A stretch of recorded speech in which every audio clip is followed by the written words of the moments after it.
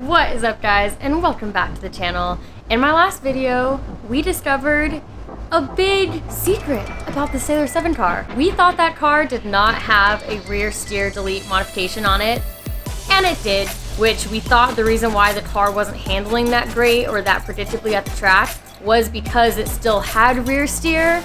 So we came to the conclusion that the diff is probably going bad. That means that we're gonna have to weld the diff, which I'm kind of excited about. But that also means that we have more work than I expected for the Sailor 7 car.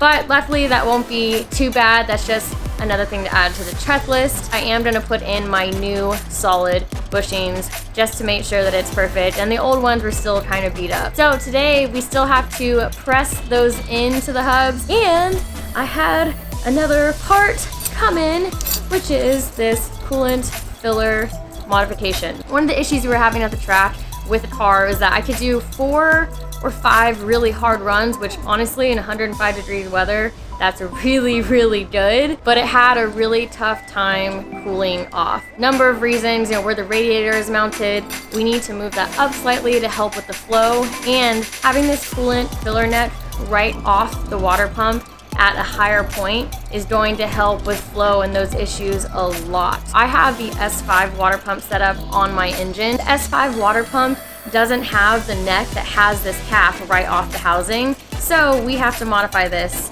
on the hose just directly to the side of the housing. That's what I'm gonna do today, and I really hope between this and moving the radiator up higher that solves our cooling problems with the car. I'm just gonna kind of see what things I can get done today. We have some people hanging out at the shop, and yeah, it should be pretty fun. Another thing that I have to get done today is fitment for my Build to Apex 20B race oil pan, which I am so excited about, and this is another one of those mods that is gonna make the engine run so much better, be more reliable, but also stronger as well. So this is the Build to Apex baffled racing oil pan, and just compare this to the stock one. Look at this. Look how thick this is. Then this is the stock one. Very thin. So we're going from this all the way to this. If you think about it, that's just way more bracing for the entire block itself. So I am so excited to be fitting this pan today. After we fit it, I'm gonna be going back to Build to Apex to finish leveling this out. We're gonna anodize it as well. But the first thing that we wanna do is just confirm that all of the holes line up and that we are good to go. We did already do some work off camera to be able to fit the racing pan, and that is the installation of the front cover, which, by the way, this is the one that I painted separately, so you can tell it has way more flake on it. The gray stuff was just silicone from when we sealed it.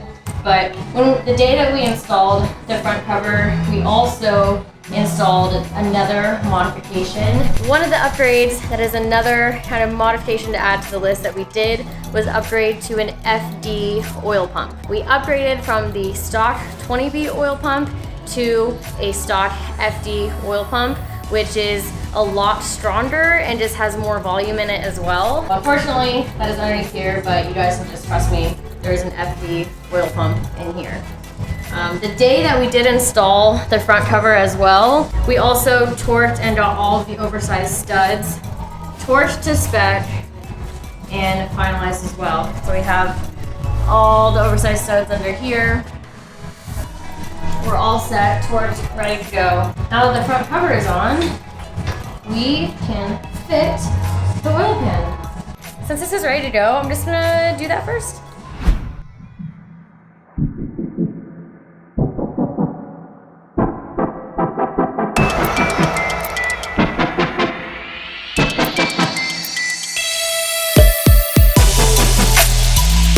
This is the S5 water pump housing, and there's an option on the S4 that has a filler neck right off this piece right here. I thought I could just find one and that would be a glorious solution. Just install this right off here. However, this is S4 with 2 bolts. S5 is 3. 1, 2, 3. So, unfortunately, that's not gonna work.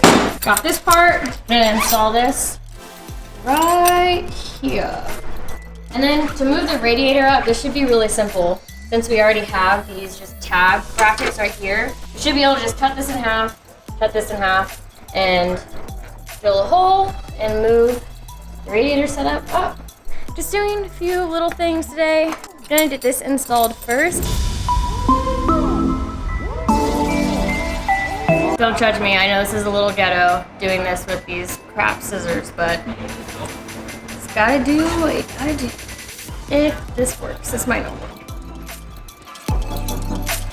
All right, I'm gonna go get a power tool that makes this a lot easier. Okay, this is way better, but this is so sketch because this blade isn't big enough. So it kind of wobbles, so. I hate cutting tools. I will always hate cutting tools. But I gotta do it.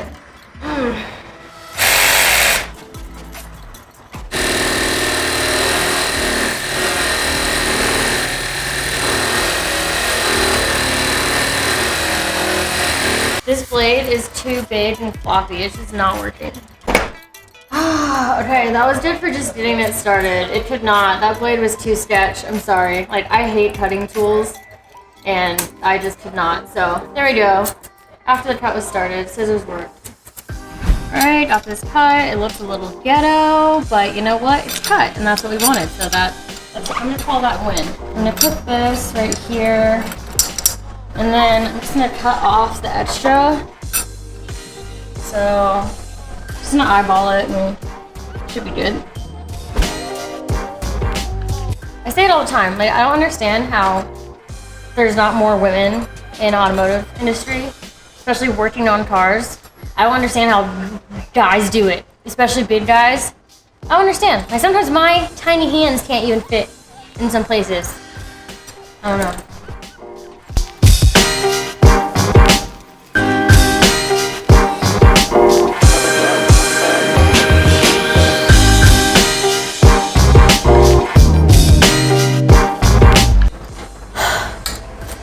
I really need to invest in a crazy pair of scissors.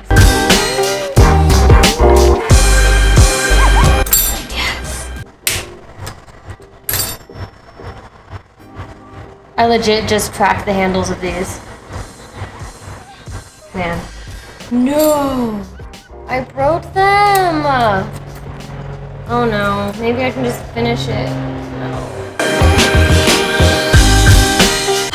Last little bit, guys. Oh, gosh, my cutting looks so bad right now. These scissors are so crap.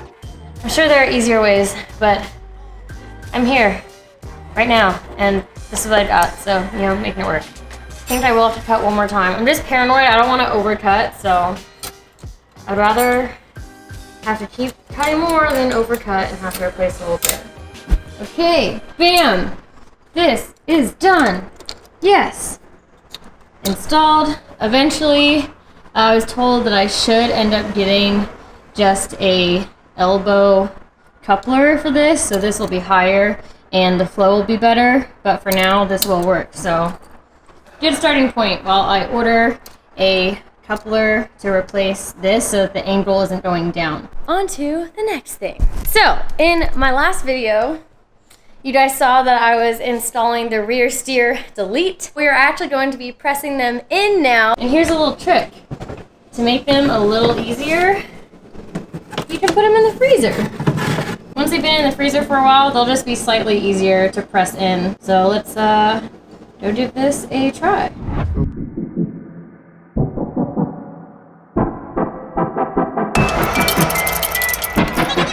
Keep going. Keep going. Keep going. Yeah, a little more. Right there.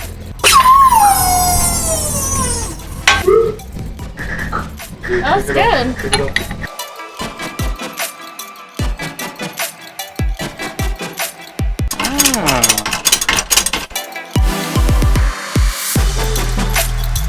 Right there. Yeah. That's it. Really nice. Yeah. Thank you. I'm so glad we got the rear steer delete in. Again, that is the Racing Beat rear steer delete mod with the solid bushing replacement.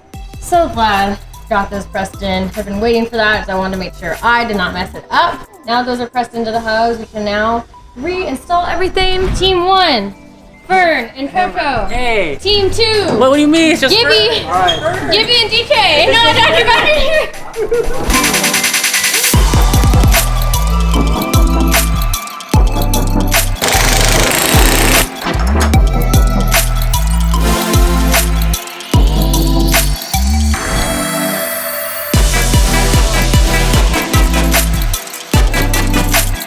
Rims are back on, and we have officially replaced the rear steer delete with another rear steer delete. At least it's a brand new one. The other one was kind of beat up, and now we know that it wasn't the rear steer that was the issue last time. It's the diff. So speaking about swapping the diff was really stressing DK out because it's not easy if you have an FC and you have to drop the entire subframe in order to get the diff out. But DK knows a way to drop it without dropping the entire subframe, but apparently it's really stressful. And he keeps telling himself that he will never do it again in his life. And getting a head start right now to make him not as depressed. Oh! Apparently he knows how to hack it out of there, and I don't know what's happening right now. I'm just gonna yank it out. I don't think I'm as fast as I used to be. Whoa! Maybe the diff is coming out now? I don't know. Well, you said it really sucks, right? Like, there's a fast way to do it, but it's awful. It is awful. You get dirty, but it can be done. DK, making sacrifice. For you. Making sacrifice for Collete. You are appreciated. Can you explain what you're doing? Because I think a lot of people would like to know this hack. So axles, drive shaft, and you're gonna lower the subframe a little bit, right? Yeah, just a little bit. Lower the subframe a little bit, then it drops out, supposedly. We'll see how this works because I'm pretty sure Gibby and I tried to do this before. Oh, Didn't we get stuck? Yeah, we got stuck last time. Yeah. Because remember where we put the lift legs? It was blocking it here. Okay, yeah. The last time we tried to do it this way, it was up on the lift, and where the lift points were wouldn't allow the subframe to dip down so that we could slip the diff out. So we ended up just taking the whole subframe off anyway, which is what most people have to do. So I'm really curious to see what happens here. DK's in the zone, so we're just gonna not talk to him and see what happens.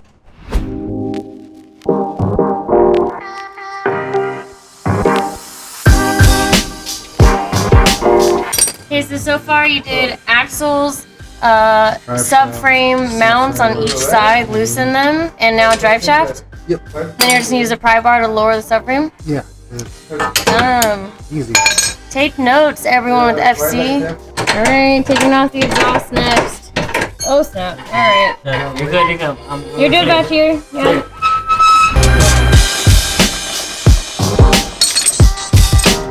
Oh my god, DK, don't die. It's a one-man job. Because he says that the rest of us will be in the way. Yeah, you'll be in the way. Oh my gosh. The front part is taking the one on the right side.